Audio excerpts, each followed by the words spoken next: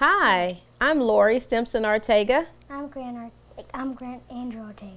And welcome to A Victorious Life, an outreach teaching ministry located here in the beautiful city of Roses, Tyler, Texas. As always, we want to say hello and thank you for allowing us to come into your homes by way of Sudden Link Media. You know what? This handsome looking young man to my left, is the love of my life.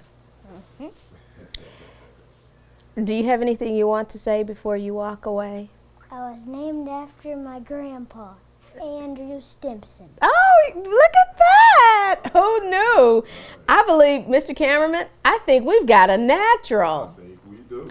This is, relax that little face though. You're looking a little too serious. He's looking in preacher mode. He's like, let's go to the word of the Lord. This is our youngest son, Grant Andrew Ortega, and I was not expecting you to tell that tidbit of information, but he is. Your middle name is your grandpa, the late Reverend Andrew J. Stimson Jr., and your Uncle Dino's middle name, and your great grandfather's name. Yeah. Well, you know what? This is about the age that my father started training me or training us to work in the house of the Lord. So you know what? Someday, bigger and better things from you, huh? Someday you could be sitting in a real studio taping. You could be all over the world. So, all right. Do you want to stay? If you stay, you got to talk. No. All right. Well, we'll see you later. All righty. All right, boy, wasn't that a treat? Wow. I said, say something. I'm named after my grandpa. Okay. Well, you know what? The Park Bible Study will start. It will start June 5th, 6 to 7 p.m. at the Burkeville Park location. And we are proud to say this will be our 8th year of Park Bible Study. So we are inviting every last one of you that for the past 7 years have faithfully said that you were coming to the park and you didn't show up. Here's year number 8. You're going to do it this time. We're going to see you out there with water, and we're going to have new stadium chairs and a cool spot, as in cool breezy spot. And Mr. Cameron, when I was tempted to maybe even get a little PA system, but then I thought, nah, that's a little what's the lingo now? It's not intense. That would be doing too much. Probably would. Who knows? Yeah, who knows? I still may do that just because you laughed. All righty. Well, you know, that's the only announcement that I have. Oh, I do want to make this announcement. I get a lot of emails to my the number is listed at the bottom, so I do get a lot of text. I get a lot of emails concerning people will say, Mr. Cameraman, so where do you speak? Do you speak anywhere? Well, that's kind of it's kind of odd because we attend the Shallow Holiness Church, and where I serve as the assistant pastor. It's the ministry that my late parents started back in 1977. And I speak on the third Sundays of every month. Now, I hold my breath when I say that because I get invitations to speak at other places. I also am actively involved, my husband and I are actively involved in the prison ministry.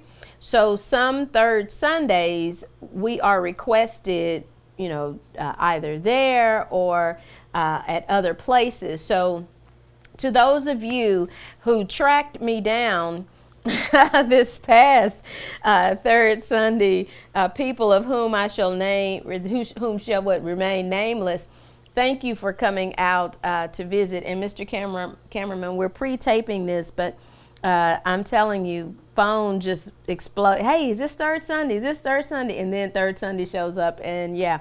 So we wanted to make that announcement because people were asking about that, and I think that's pretty much it. So we're going to pick up at verse number 36, Mark chapter 1, verse 36. let's go back to 35 actually. And in the morning, rising up a great while before day, he went out and departed into a solitary place and there prayed. And Simon and they that were with him followed after him. Verse 37, and when they had found him, they said unto him, all men seek for thee. Now, remember that Jesus has cast the spirit out of the man in the temple, and he went to pretty much on a visitation and to get some downtime. Went to Simon's house, and Simon Peter's mother-in-law had a fever, so he healed her. And when the news of what he did for the possessed man, when word of that spread, people began to bring, again, going back to verse 34, they began to bring different types of people to him. They brought the sick, they brought the disease, they brought people who suffered, who were possessed with devils, and I think we did an okay job about explaining the significance of that. So Jesus retires or pulls away by way of rising early. Okay, he withdraws himself early in the morning, and he goes, he goes to pray. Now that is a pattern that you will see that runs through all of the Gospels.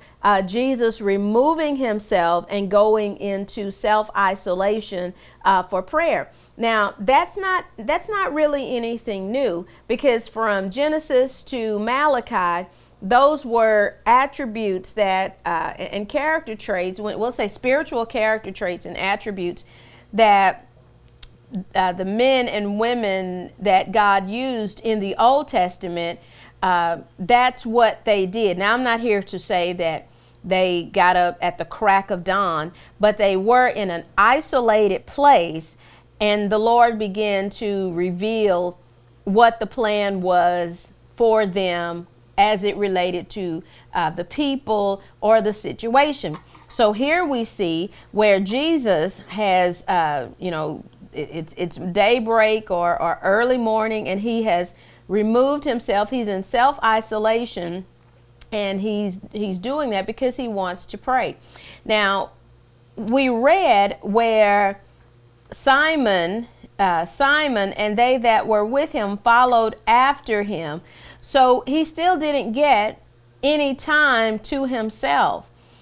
And you've got to understand that, going back to those earlier scriptures where it says, or early verses, where it says that the fame of him spread basically like a wildfire. And because the fame of him and what he did spread instantaneously, it lets you know that during that time, just like in our time, people have and had needs that were unmet based on just the religious practices. Now, do you remember on last week we said there's a difference between, religious activity and spiritual discernment and spiritual productivity? So here Jesus is, he's withdrawn, he has tried to withdraw himself so that he could go in and pray and place himself in self-isolation for prayer to commune with the Father.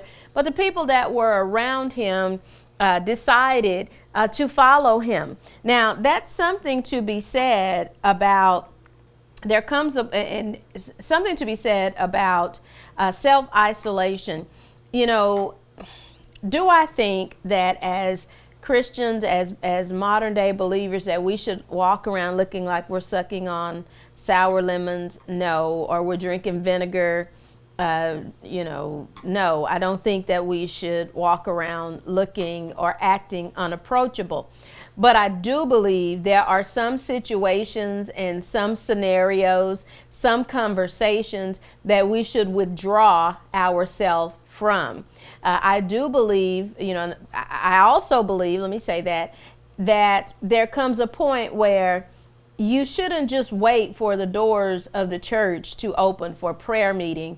You should have some type of internal system so that you are praying even if you're not at the designated time or hour of prayer that everybody goes to as a corporate body. The goal is to establish a regular routine, a regular spiritual routine, so that you can commune with God by way of prayer, by way of reading, by way of meditation. I'm sure the cameraman may edit this out, but I've always cringed, even as, little kid about the age of my son. I've always cringed when people would stand up and they would say, you know what, the way the world is going, we need to seek God like never before. I'm going to start seeking God like never before. It's kind of like, maybe the skeptic in me, or the overly analytical child that I would always say to myself, okay, like I say as an adult, that's a red flag that evidently you have not been holding up your end of the spiritual bargain. I'm going to seek God. It's time for us to seek God like never before. Okay, that's a blanket statement, all right? But when you turn around, you follow that statement up by saying, I'm going to see God like never before. I'm going to get on fire. Okay, well, what has been preventing you? Does that mean that the situation prior to this, you felt no need to do that? So that some situation or some incident or some challenge or some problem had to serve as the catalyst to trigger your need, your sudden need for going to the next spiritual level.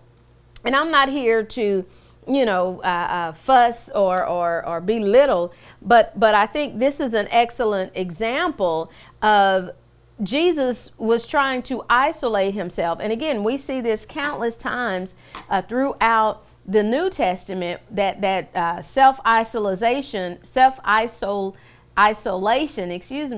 to draw closer and to commune with the Lord. Also, you saw that in the Old Testament a lot as well. But another thing that you see as you read through the New Testament, especially the Gospels, you'll read where Jesus is constantly surrounded by people. His space is always intruded upon. He's always stopped, and we know he was sent here for people, but it's like there comes a point where you really feel sorry for him, because this was a situation where, hey, I just want to go over here. I'm gonna go just pray and want some downtime, but he doesn't get that. Now, I say all that to say this. Again, you have to establish a religious routine. Now, there are times when I say establish a religious routine, you should not just be praying when it's time for you to go to church, or you pray when the speaker says, or they say, well, let us bow. And then that's the time that you're praying. Or when you go to a restaurant and you say the grace or the blessing over your meal, the prayers that you hear, like they say, popcorn prayers, you get ready to go to bed. Now I lay me down to sleep. While that's a routine, that's not the establishing of a spiritual routine or spiritual communication that's going to usher in spiritual maturity and spiritual growth. What I'm saying is, if there are 24 hours in a day, 7 days in a week, what is your regular study time? What do you have a regular prayer time? Do you have a regular meditation time? Do you have a regular fasting day, or what have you? Because some people will say, well, prayer, our church prays on Monday night, and they'll go and pray 6 to 7 or 7 to 8 or whatever time prayer is at your church. But when they get there, the air feels good, and maybe people are praying aloud, so they get distracted, and then they take the cell phone, and the kids are buzzing, or people are texting, and you're like, when you get down to pray in those types of environments, it seems like every Every text is of the utmost of importance. So my point is, if you're relying on that time, technically you're not really giving a full hour. What you're gonna see is, in that environment, you start getting more and more distractions. So when you're there, it's kind of like, again, you're not doing the full hour. You may do 20 minutes or 10 minutes, because the other time, if the air is right and then you're tired, you're going to fall asleep. So my point again is, what are you doing? Do you have a regular spiritual, when I say routine, from the standpoint of devotion time and reading, do you say, okay, Monday nights, I know for me, Monday nights, no, I'm not doing TV. I'm going to read. I'm going to, pray. I'm going to do, like, Monday day, I'm not doing anything, after I get home from work and cook and all those different things. And I'm reading the Bible, I'm reading religious literature, I'm praying, because I'm like, hey, this is technically the beginning of my week, so I want to make sure everything goes smooth. Now, there are some days when I say, hey, I'm going to watch TV, and it could be like a Friday. It's like, no, don't do any TV. I want you to finish reading, focus on this. So that's what I'm saying. When you need to get into a regular routine and withdraw yourself, to do that. If it means going to the library to read or study, go to the library, go to the Tyler Public Library, or go to UT Library or TJC. Go somewhere where you can be in isolation.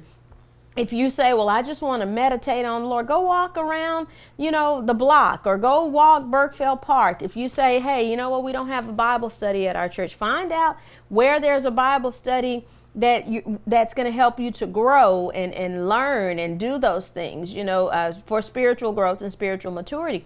If they have a Bible study at your church, go to the Bible study at your church every week. Develop a routine. And that's what had happened to with Jesus. He understood the importance of communicating with the Father. So they follow him, and then look at what he says. And I want to point this out. They told him, they said, hey, in verse number 37, everybody is seeking thee. Everybody's looking for you. And look at what Jesus says in verse 38. And he said unto them, let us go into the next towns, that I may preach there also, for therefore came I forth. He was saying, okay, that's not going to change. All right. Now, this is the subliminal message in what Jesus said to them. Okay. Because it was so smooth, and you had to really listen and hear from a spiritual standpoint about what he said. They said, everybody's looking for you. Everybody's trying to find you. But look at what he turned around and said. He didn't really address the everybody that they were talking about. He spoke into the future. He said, you know what? Let's go. He said, let's go to the next town, or let's go to the next city, because I need to preach there too, because I didn't just come here just to stay in this particular area. It's kind of like back in the day, Mr. Cameraman, I think you can attest to this. Some churches used to have like 30-day revivals. Now, thanks by the grace, mercy, and power of God, we never had those at the Shiloh Holiness Church. So what I say now, I attended maybe 2 of the services with my parents as guests, but we never did that. I'm not saying that it's wrong or anything of that nature, but I just remember as a child, actually as a teenager, in talking to my father, people would say, yeah, I've been in a 30-day revival. I was supposed to be there for 3 days. I spent 30 days. And my father would say, oh, okay, well, God bless you for that. And he would inquire as to how many souls were saved, how many people came to the kingdom, and how many miracles per se were there. Were there any sick people that came out that were healed of, like Jesus, divers diseases? Did the lame walk? Because 30 days, that's a long time. Okay, you're preaching straight 30 days, nonstop. That's a lot of time. And I just remember, again, when I was a teenager, I remember him saying, you know what? you can't, it's one thing to go preach for 3 days and the Lord use you mightily, and you know, he uses you mightily, and these amazing things are happening. He said it's one thing to stay 3 days. It's another thing to stay 7 days. But when you start hitting like that 2 and 3 and 4 week mark, he's like, you need to basically either leave or go start a church, because when you do that, again, there's nothing wrong with it. But I understand his point now. I didn't really understand it then, but I understand it now. When you're at a place for 30 days, are you there because God has ordained for you to be there? Or are you there because people are telling you, stay, stay, stay. You gotta stay, because that is the same thing that Jesus would have experienced at that particular location had he remained. Okay, had he remained there, they would have reached a point where you had the same people coming out, not intending to change their lives or to do better, but wanting to hear some empowering words. Okay. Now, what's interesting about this, again, that we see in society, you know, revival seasons, we're about to come up, summer's about to start, and revival season starts. Now, Mr. Cameraman, tell me if I'm wrong for saying this, but I feel like I need to say it. Revivals should not get to the point where they're just routine. You know, if your church has a revival in June, well, who can we get for June? Cancel that. Nobody's getting helped by you. Hold on, let me use this. Well, let me see. Let me see. We need, you know, we have a revival, a yearly revival in June. Who's going to speak this year? Oh, hold on. Let me see. Maybe we can get KD. Maybe we can get, let me see if Yellow Rose, Sister Yellow Rose is busy this year. Wrong. Nobody's going to be helped by that. Why? Because nobody withdrawed, isolated themselves, and prayed and said, do we need a revival? And if we need a revival, if the people are not spiritually mature, and if you see that there are changes in them and in their walk, do we need a revival? Well, yes, we need a revival. Well, Lord, who do you want to run the revival, or who do you want to come and speak? And I know the stuff I say may seem kind of foreign, but that's how we were raised. We were raised, you don't just, because you like how somebody sounds on YouTube, or because somebody sounds good, they put a little snippet of the high point on Facebook, and everybody thinks, oh, they are highly spiritual minded, like the Geico commercial. That's not how any of this works. It is saying, like Jesus, okay, you know what? What do these people really need? And spiritually, allow for the Lord to send and direct you in the path of somebody that's going to be beneficial and help people spiritually mature, and encourage those who are thinking about going in the opposite direction. Now, what's interesting, again, about what Jesus says to them, remember we read those verses where he said, hey, or that the verses said that he had cast out devils and the sick was being healed and he was being everything to everybody. But he does not notice, he does not, in verse number 38, he does not address what he's done. He's saying, I cannot get caught up in one spot because I was sent here for other people, which leads to my next point. If we're not careful, we will turn the life-changing gospel of Jesus Christ and the power of God into a spiritual welfare, layaway, tote the note. We'll turn it into those things. We will turn it into an enabler as opposed to an empowerer, if there even be such a word.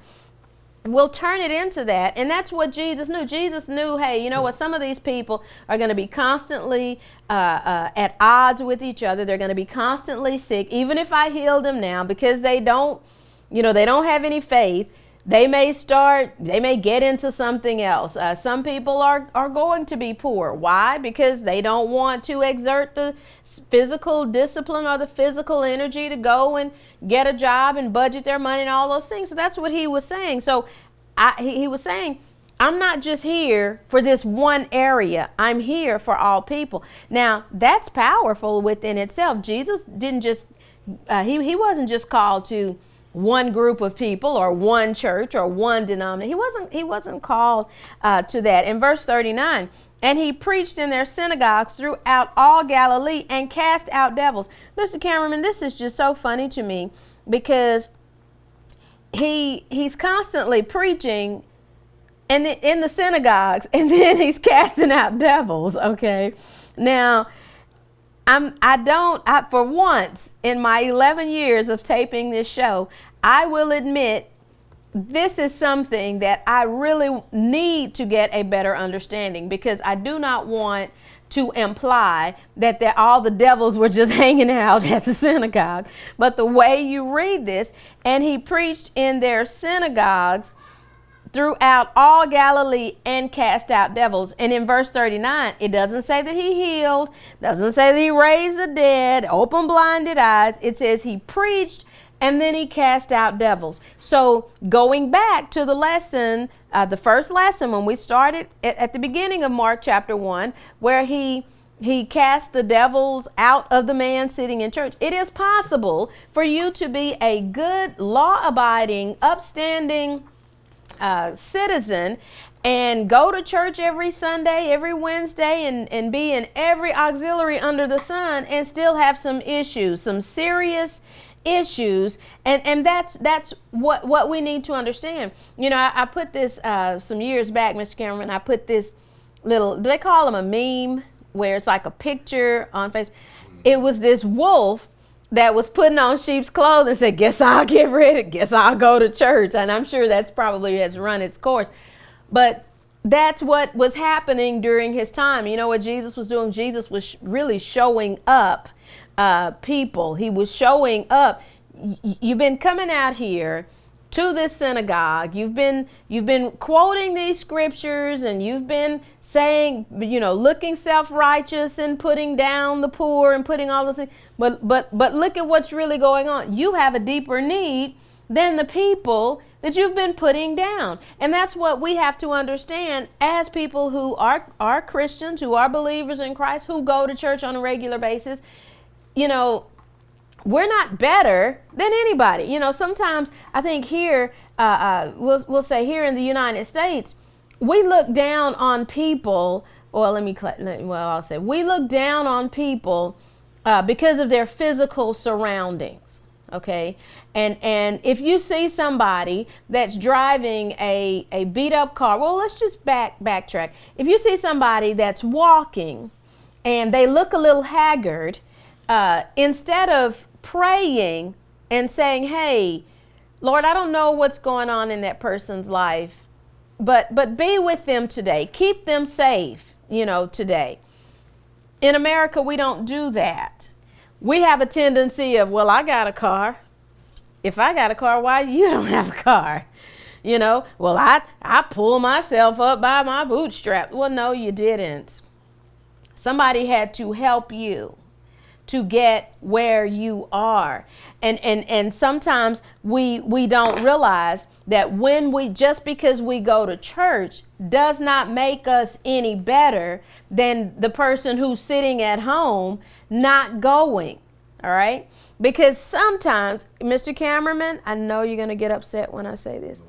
If the truth were told, some of the people that are holding microphones, running, screaming, yelling, their hearts are so far removed from the Lord. That's just religious activity. and religious expectations. Now, I'm not here to say that everybody at church is a hypocrite. I'm not here to say that, because I go to church and I'm not a hypocrite. But I'm saying you cannot just automatically show up at church. Oh, if people, church is like the ark, okay? Like Noah and the ark. In my mind, if you're inside, you're safe. I'm not here to win you. It's the people that are drowning on the outside. So if when we come to church, we just focus on the people who are in the ark. Well, Mr. Cameron said he's saved. So Mr. Cameron, God's been good to me. You know, I remember when I used to drive a little Geo Metro, but God bless me, I have a Range Rover. Ooh, boy, let me tell you what God did for me. Lori, I remember when I used to run up and down the basketball courts at John Tyler. God blessed me to build an indoor court in my home. Woo! And here I am. Woo! And all the other believers. Woo! Okay. Honestly, who really needs to hear that? We know what God can do. We know his power. We know he can, well, like those old people used to say, we know he can snatch matter from the air and boom, here we are. We know that. I'm not saying that we shouldn't encourage each other, but how powerful would it be if you saw somebody who had issues, somebody you knew were struggling, for you to go up to them and say, you know what, I'm not trying to get in your business, and I'm not trying to, you know, make you feel bad, but I see you walk this street every day, and you look like you got a lot going on. You want to just you need somebody to talk to, and when the person starts talking, why not share? Let me tell you how my life was before I came to the Lord. If you can identify with that person, who better to win another prostitute than a prostitute? Who better to win a person who had issues than a person who has overcome those issues? You know, and Mr. Cameron, I hope you don't edit this one, because I think this is a really good example. A lot of times, this is 2017. Prostitution is no longer the way it used to be. Okay. Now, there are certain streets in our city that are notorious for prostitution. That's every city. Okay. We're not immune to that. We're not in a bubble. But back in the day, nobody thought about the people who are going to work every day that's prostituting. Okay. They just automatically thought about, oh, those women that walk that certain street, those are prostitutes. But they never thought or realized that some people that you know are prostituting, and they're not on the street. They're driving cars. They're wearing, you know, fancy bags and all those things. And they go to church. All right? Am I making sense? They go to church. So you, in essence, have people who are still doing sinful things that have not been spiritually changed and transformed, that are sitting in the house of the Lord, pointing fingers at the people who are openly doing it. You know? So that's what Jesus, that's when it said that he said, hey, I got to go preach to everybody. And he was showing up at the synagogues. What he was saying is, hey, this is what's going on. You know, there's a hurting world out there.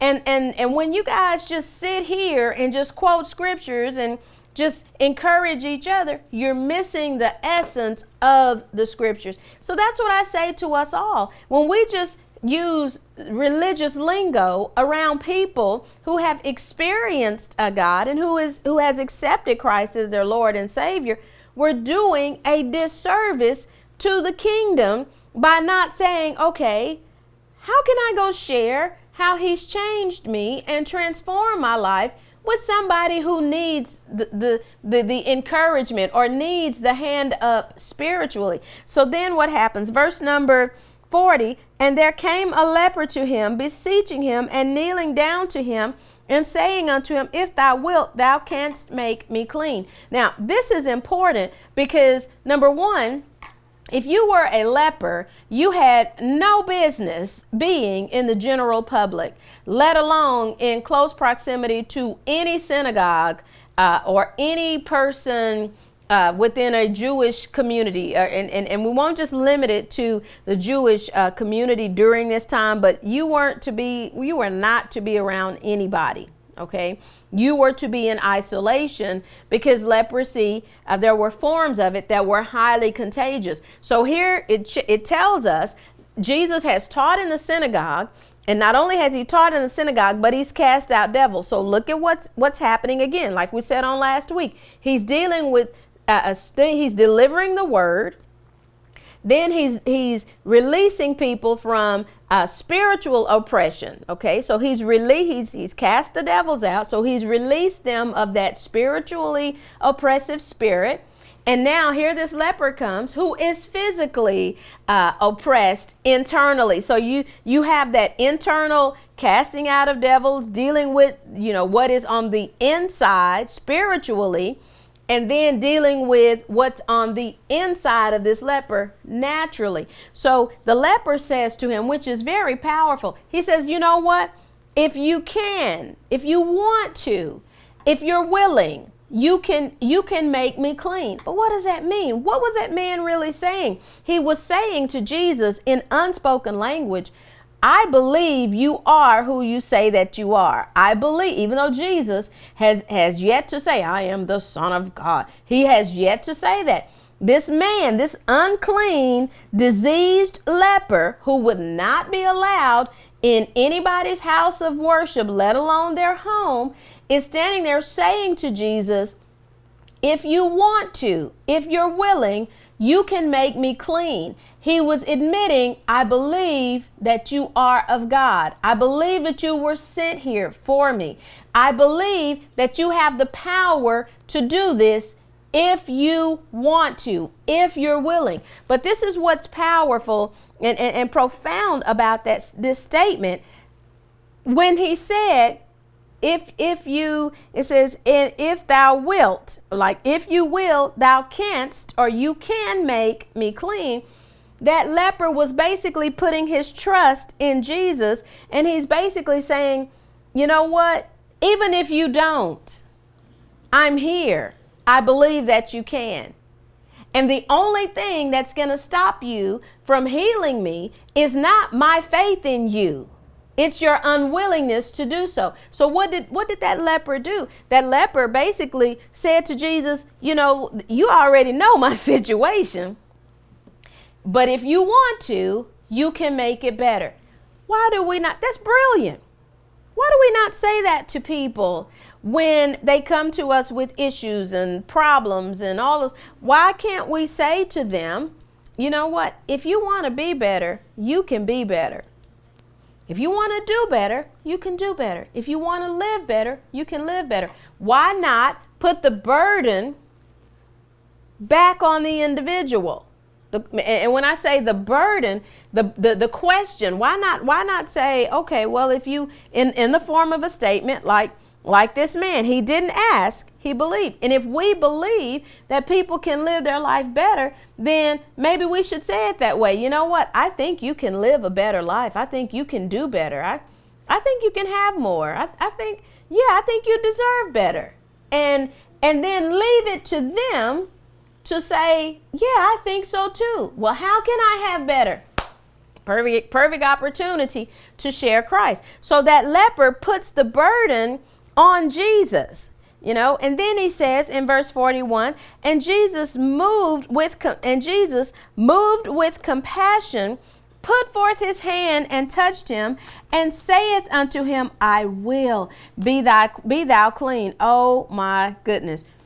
Jesus touched him. Jesus touched a cantankerous, low down, filthy, dirty, disease-infested human being. Oh my goodness. The Son of God, God's word made manifest in flesh, touched an undesirable person. He touched an undesirable person who was in a deplorable condition. And you know what happened, Mr. Cameraman? Jesus survived, okay? He lived to tell the tale. He lived another day. But look at what he said. The Bible says he was moved with compassion. That means he was moved with concern. not necessarily because the person had leprosy. Jesus had the power to do that. That man's physical condition did not move him. He was moved with compassion because of the faith that was in this man who was in this deplorable condition. Okay? Do you understand what I'm saying? He's moved with compassion, again, not because of the man's physical appearance or his physical state, but because here this man is turning around and putting the burden on him. The spiritual burden rested no longer in this man, but he put it back on Jesus. He basically exhibited his faith in Jesus and God's power before he received anything. So when Jesus was moved with compassion, look at what he did. He put his hand on the man and he said to him, not to the crowd, hey, I'm going to heal him. He didn't do that. He put his hand on him and he told him that he would. And then look at what he said, be thou clean. Now, you've got to understand the rules for leprosy as established, the rules towards dealing with leprosy during the time of Moses, because Moses established all of those ordinances and protocols or what have you. So by the time you get to this place in history, spirit, religious history, and Jesus is there touching that leprous man, Jesus is doing something that technically broke the law of Moses. Okay, broke those Levitical laws, those laws in Deuteronomy. He broke those laws dealing with how people deal with illness and diseases, especially leprosy. So when Jesus put his hand on the man, he broke with tradition. He was out of physical order.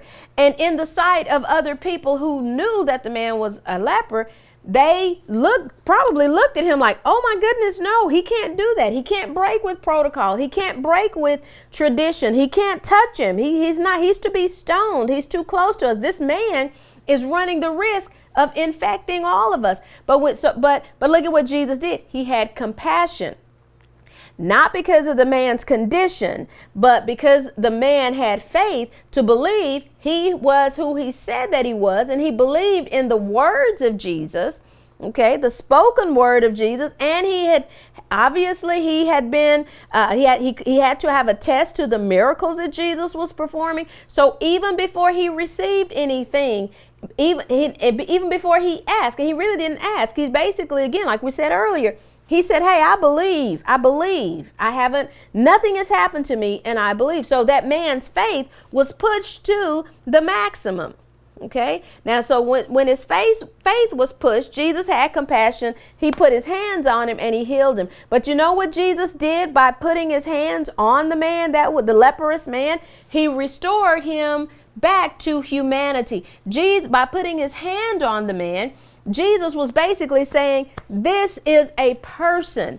This is a human. This is somebody that the Father is concerned about. God loves this man. Jesus, in his placing his hands on the man, again, was restoring humanity to him, but he was also restoring humane thoughts to the people that were also around him, because you got to know those people probably were worried about themselves becoming infected with leprosy, and also they were thinking this person should be stoned. He should not be in the public. So Jesus, in the restoring of humanity to this leper by simply touching him, can you imagine how long it had been since that man had human contact or human touch? He was a leper. Leprosy was incurable. That wasn't happening.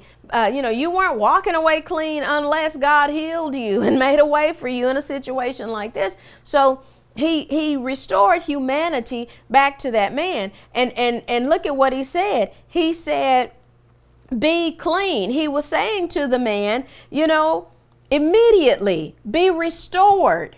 Now he cleansed the man of his leprosy by way of, meaning healing him. He was cleansed of his leprosy. And that's what we really have to understand. there is a difference between I'm healed and I'm whole. Okay. You can have a headache and be healed of a headache. But you got a bad, not only did you got healed of your headache, but you got bad attitude, lackadaisical life, you're no discipline, you have a whole package of stuff that, like, you have a plethora of things that are going on in your life, but you just isolated the physical thing because that's the one you needed immediate healing from. So you didn't ask for wholeness or wellness. You just asked to be healed from your headache. And that's what Jesus wanted the people to understand. When this man was cleansed and he was healed, it's not so much as he was healed. Okay, well, let me clarify that. Yes, he was healed. He was cleansed of his leprosy, but he was made whole because his life was restored back to him. That means he could now go back to his community, back to his family, work a job. He could be assimilated back into the life that he had to stop living because of his, disease. And it said, verse number 42, and as soon as he had spoken, immediately the leprosy departed from him and he was cleansed.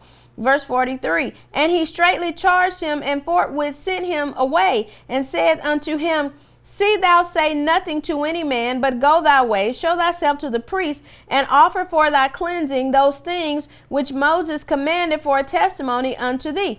But look at what the man did. But he went out and began to publish it much and to blaze abroad the matter, insomuch that Jesus could no more openly enter into the city, but was without in desert places, and they came to him from every quarter. So I want you to back up, because sometimes this gives the impression that it was just Jesus and the one-on-one man. Okay. Now remember, when you went, we came to read in verse number 37, how when he went to go in isolation, people still followed him. All right. So there were people that were still around. By this time, just that small little inner circle, they saw this. And you know why they saw this? Because Jesus wanted to teach them about humanity, about compassion.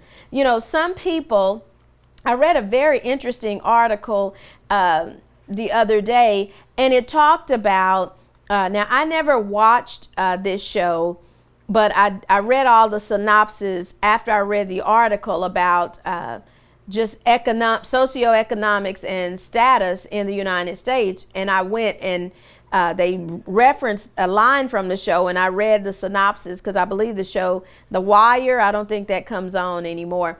Well, in this article, it talked about how, and I'll put it in terms, I'll just use me and the cameraman. We can say all day a person needs to get a job. Okay. We can say that all day. If I got a job, if I have to work, they should have to work. Okay.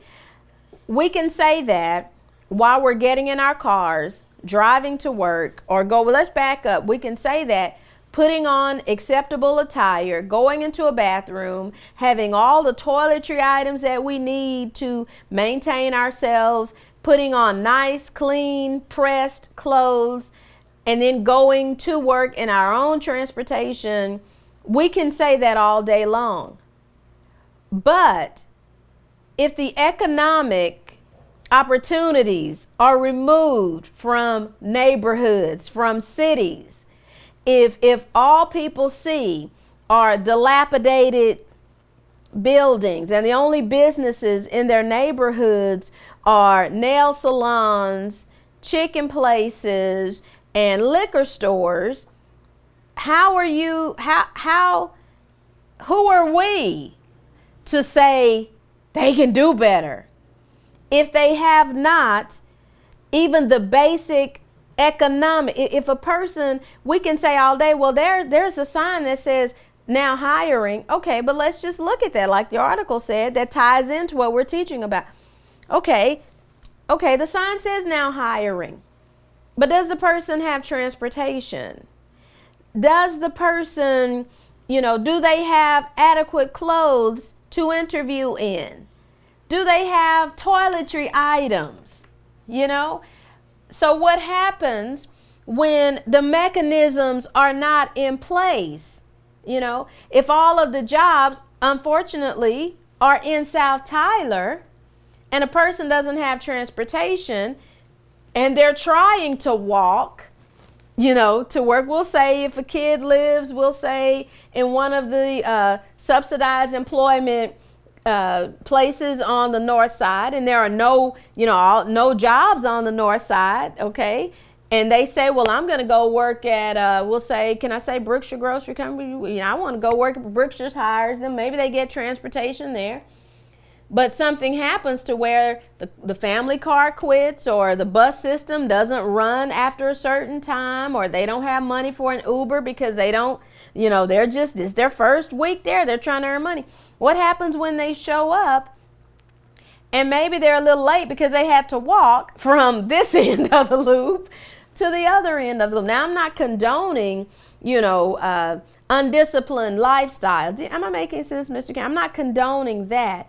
But what I'm saying, like this article, at what point do we have compassion and not automatically assume because people live in subsidized housing that they're inferior to everybody else, that they're lazy, they're shiftless, it's just a bunch of, is this a girl with 50 million kids, don't know their daddies? No, well, I've been able to meet some wonderful people, especially some wonderful mothers who are living in subsidized housing. And you know why? Because their husbands went to the military, but they weren't in the military long enough. They went basically to Iraq, excuse me, came back with, PTSD, didn't come back to this area. And are those children being taken care of through the system? Yes, they are. But those are some of the smartest kids. The mothers are very well respectful. They're trying to adjust to a life that they didn't plan to have.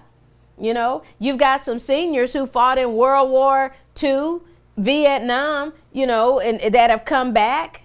And, we need not walk down history to show how different groups within our society were ostracized, alienated, and disenfranchised. So now that those people are older, especially those older men, regardless of their color, some of them are living in subsidized housing. So who are we to say they can do better if they want to? Well, maybe they were. Maybe they were really trying, but they're dealing with the circumstances that life have dealt them now, trying to be better. Because there's always some rotten apples in every barrel. You'll be able to pick out the people who are just literally using the system generation after generation. And yes, I don't agree with that. But what I'm saying, before we become compassionless, let's find out the dynamics of the situation first.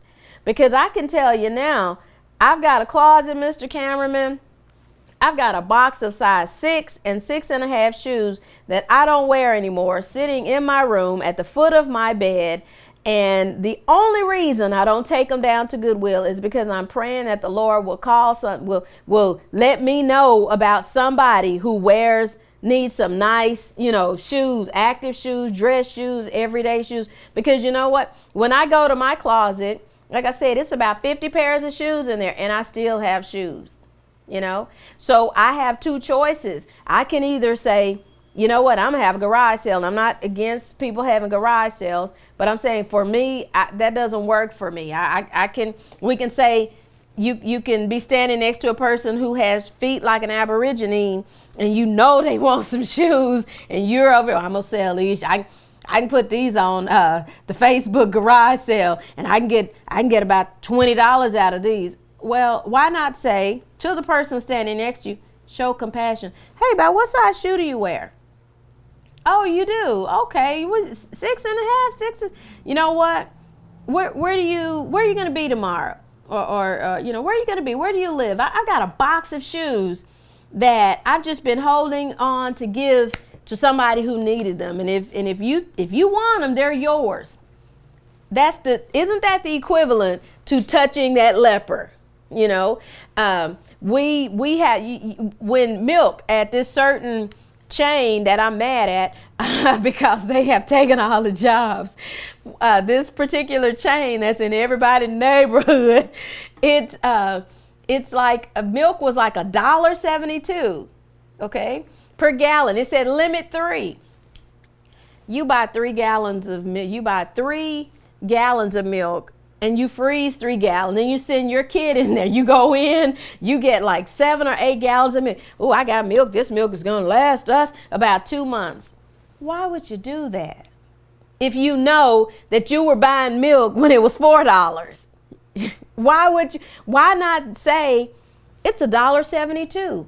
Hey, you know what? There's some seniors in my neighborhood who get Meals on Wheels. There's some seniors, maybe they would like some milk. Or there's a single parent down the street who, you know, for reasons unknown, you don't know why they're not together, but she's got kids. Kids love cereal. Why not hey, I'm going to buy 3 gallons and I'm going to keep 1 for myself. I'm going to give 2 away. Or I'm going to keep 2 for myself. I'm going to give 1 away. That's compassion. That's what Jesus did. Jesus restored compassion, his humanity back to him. We can't win people to Christ by watching news broadcast and saying, well, these are the welfare numbers. You need to first of all, we need to stop putting a face to welfare and put a situation to welfare. It doesn't matter if you're black, you're white, you're Asian, you're Spanish, you're Indian. It doesn't bother me who is receiving welfare. What bothers me is how did you get in that situation so that you need it? How did we get there? And that's what Jesus was doing when he healed that man and he touched him and he showed compassion and he restored humanity to him. He was saying to that man, I don't even want to know how you got in this situation. I'm just here to help you because you want the help, because you believe. And that's what I'm saying. This story, when we restore compassion, when we see past the color and try to see the situation for what it is, and we share Christ, you know what happens? When we share Christ and we share the compassion of Christ, you know these people that you help, as Christian people, you know what they're going to do for us? You help those people. The Bible says when did we do those things? When you did it for the least of them, they're going to run and tell everybody what the Lord has done for them through you. And when they start talking to you and giving you honor and praise for giving them milk or clothes or what have you, that's when the Spirit in you is going to say, hey, you know what? It wasn't me. God is concerned about you. He just touched my heart. He wants you to know he sees you and he cares and he loves you and he wants to be restored. He wants you to be restored back to him. He wants to be an active part of your life. Well, you know what? Cameraman just gave me that signal. We're all out of time. Join me at the park starting June 5th, Burkeville Park, 6 to 7 p.m. Tune in to the broadcast. Check us out on YouTube. You want to contact us, send us an email or text or what have you. And as we always say, if you have Christ, you're already a winner. If you have the Spirit of the living God, you can face any challenge life throws your way. You can live a victorious life. God bless you.